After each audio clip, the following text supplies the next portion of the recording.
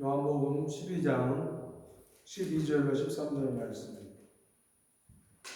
신약성경 167면에 있습니다. 요한복음 12장 12절 13절 말씀 읽겠습니다. 그 이튿날에는 명절에 온 큰 무리가 예수께서 예루살렘으로 오신다는 것을 듣고 종려나무 가지를 가지고 맞으러 나가 외치되 호산나 찬송하려다 주의 이름으로 오시는 이 곧 이스라엘의 왕이시여 하더라. 아멘. 요한복음은 1장부터 11장까지 해서 7번의 그 표적 사건들이 기록이 되어 있습니다. 그리고 11장에서는 예수님께서 나사로를 살리시는 그 사건을 통해서 사람들의 반응이 어떻게 나타났는지를 우리는 살폈습니다. 그 11장을 통해서 예수님은 어떤 분인지를 말씀하셨는데 생명의 원천이시며 죽은 자도 깨우시는 분이심을 분명하게 나타내 주셨던 말씀을 우리는 기억합니다.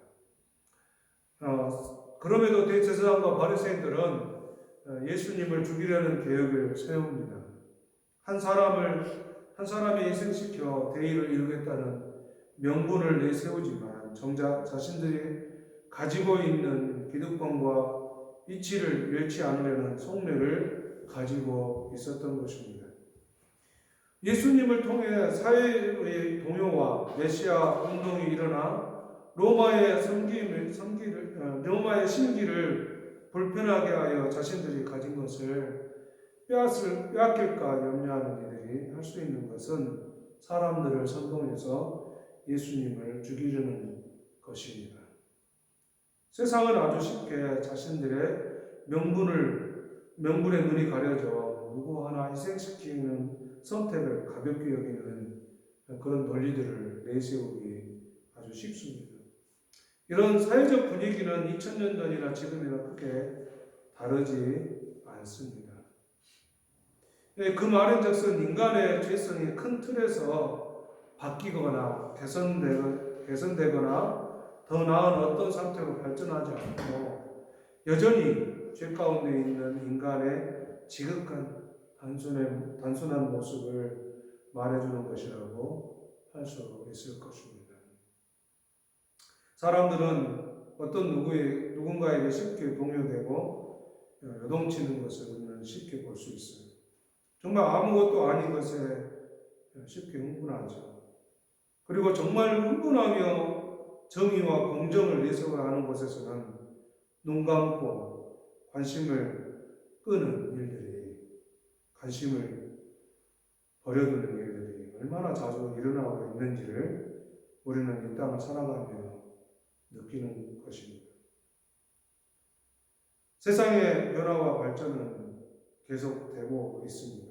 그래서 사람들은 이 세상의 발전과 변화 때문에 착각이 더해지는 것을 보게 되죠. 발전된 세상을 보니 그리스도의 구원하심에 의미가 없을 것 같은 세상을 맞대어 있어 그것을 현실화시켜가고 있는 삶이 지금 현 시대의 삶이라 이렇게 볼 수 있어요. 이런 사람들의 생각 속에는 하나님이 필요 없고 구원의 길이신 예수님이 소용없는 세상으로 그들의 삶을 만족해 하려는 그런 반응을 보이는 세상에 우리는 맞닥뜨려서 살아가고 있습니다. 2000년 전에도 지금도 다르지 않는 인간의 모습으로 나타나고 있는 것인데 예수님이 베다니에 가셨을 때 그리고 베다니의 사람들 그리고 일부의 사람들에게 예수님이 소개되어졌는데 오늘 이제 12장부터는 6월절에 예수님께서 예루살렘에 올라가시는 모습을 통해 전체 유대에 알려지게 되는 상황에 놓이게 됩니다. 유대인들의 명절인 6월절에 예수님이 예루살렘에 오신다는 말을 들은 사람들이 종려나무를 꺾어 흔들며 예수님을 환영했습니다. 6월절이 무슨 날이냐면 이스라엘 백성들이 요셉에 의해서 굶주림을 피해 애굽으로 넘어갔었습니다. 애굽에서 살면서 그들이 요셉을 알지 못하는 왕에 의해서 애굽에서 종살이하고 있었던 삶을 살았습니다. 그럴 때 하나님께서 모세를 불러 모세를 그곳에 보내서 이스라엘 백성들을 애굽에서 이끌어 내시기 전에 재앙이 일어나게 됐죠. 그런데 이 6월절에 그 어린 양을 잡아서 각 지대의 설주와 문 인방에 그 어린 양의 피를 바르고 그 안에 있는 이스라엘 백성들의 가족들뿐만 아니라 그 말을 듣고 실천했던 모든 가족들은 다 살아남게 되었습니다. 그래서 6월절이 시작된 것이죠. 그 이후에 이스라엘 백성들은 그 애굽에서 나올 수 있게 되었던 것입니다. 이런 6월절은 이스라엘 백성들에게 최대의 명절 중에 명절이라 이렇게 말할 수 있습니다. 그런 때에 예수님께서 예루살렘으로 향하시는데 사람들이 종려나무를 꺾어서 흔들면서 예수님을 환영합니다. 마치 개선장군의 귀환을 보는 것 같은 모습일 수도 있고, 위대한 장군이 나가기만 하면 백전백승하는 장군이 출정식을 알리는 듯한 그런 모습으로도 비춰질 수 있습니다. 그래서 예루살렘이라는 곳에 와서 출정식에 나가는 그 사람이 하나님으로부터 인가를 받고 전쟁에 나가는 것 같은 그런 환영이 이스라엘 백성들에게서 나타납니다. 이스라엘 백성들이 이렇게 예수님을 대대적으로 환영하는 이유가 뭘까요? 왜 사람들은 이런 반응을 보이고 있을까요? 예수님께서 나사로를 살리셨다는 이 소문이 널리 퍼지게 되었습니다. 사람들이 예수님과 나사로의 일로 예수님을 따르게 되었고, 일반적인 사람들도 예수님에 대한 소문으로 기대에 찬 반응을 보인 것이다, 이렇게 볼 수 있습니다. 그래서 이들이 12장 13절에 하잖아요. 찬송하잖아요. 호산나 찬송하려다 주의 이름으로 오시는 이스라엘 왕을 찬양하라.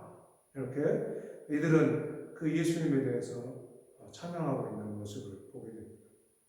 이스라엘 백성들이 원하고 바라는 것이 이들의 말씀에서 드러나게 됩니다. 세상에 발을 딛고 살아가는 이들, 특히 이 로마의 지배 아래에 있는 유대인들에게는 이제 다윗과 같은 왕이 등장하여 이스라엘의 독립을 해줄 것을 바라고 있었던 것입니다. 아니, 다윗의 때와 같은 왕의 능력이 아닌 그보다 더 큰 왕의 능력으로 일으켜서 세상을 뒤흔들고 호령할 수 있는 그런 민족적인 대의를 일으킬 뿐으로 생각했다는 것입니다.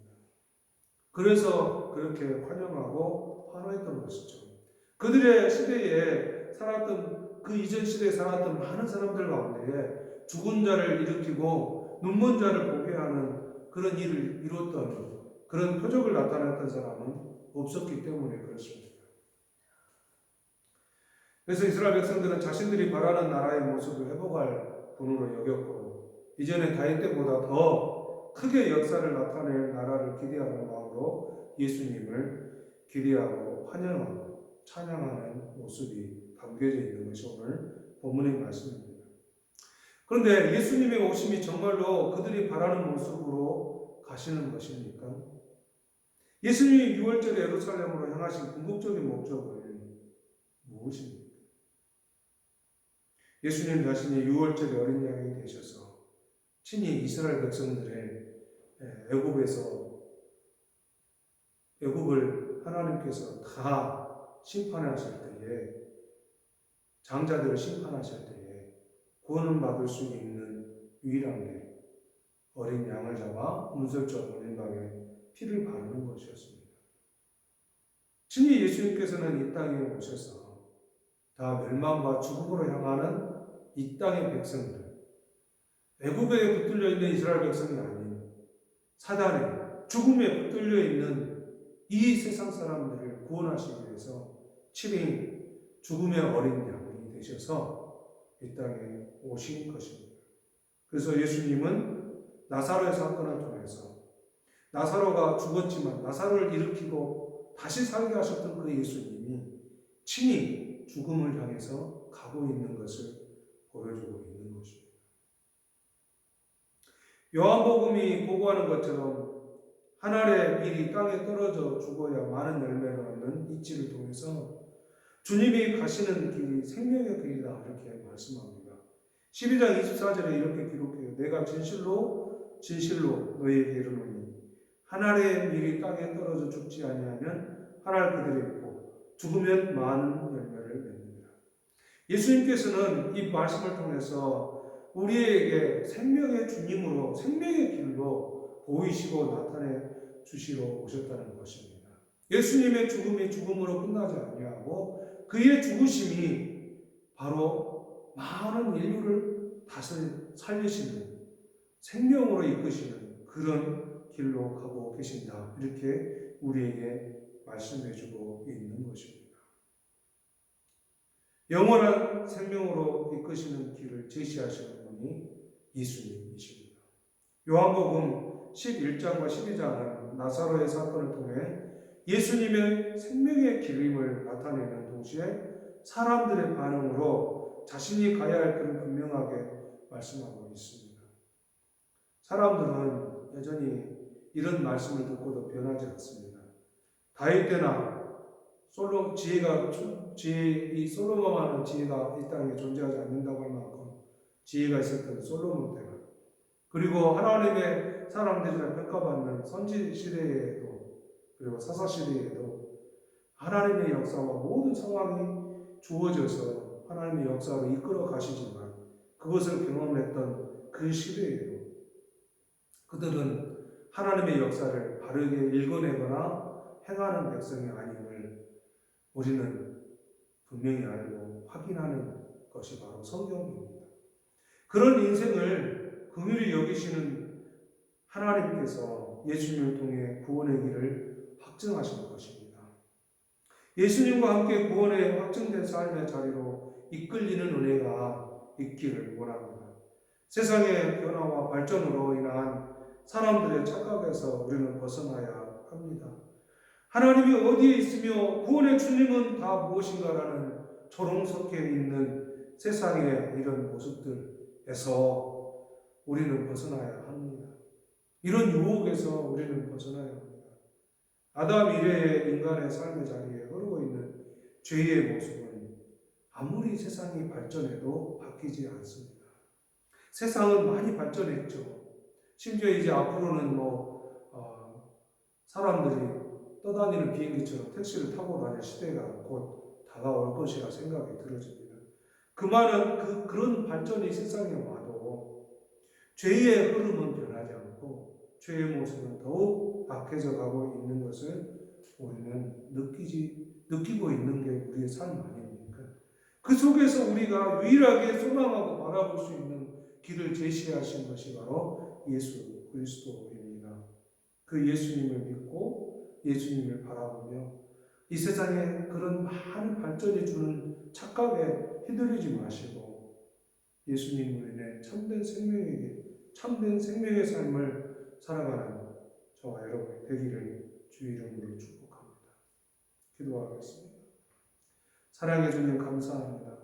우리를 사랑하셔서 죄악과 허물과 죽음의 자리에 머물러 있는 우리들을 예수 그리스도를 통하여 구원의 길, 생명의 길, 영원한 길로 이끌어 주신 은혜를 감사합니다.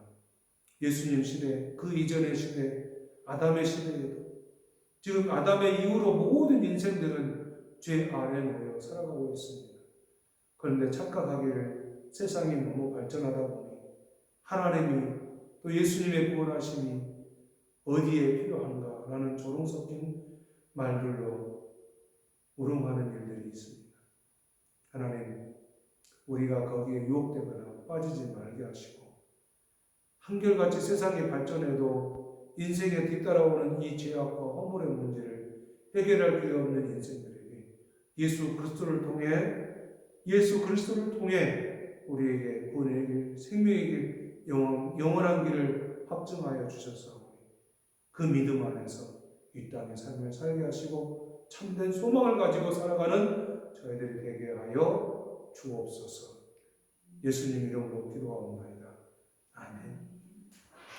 지금은 우리 주님 예수 그리스도의 구속의 은혜와 하나님 아버지의 사랑하심과 성령님의 감동하시고 역사하시며 함께 하시는 그 은혜가 이제 아무리 세상이 발전해도 오직 영원한 생명의 길은 예수님뿐인 것을 고백하며 믿음의 걸음을 걸어가기를 원하는 모든 하나님의 사람들 가운데 영원히 함께 계시기를 간절히 축원하옵나이다.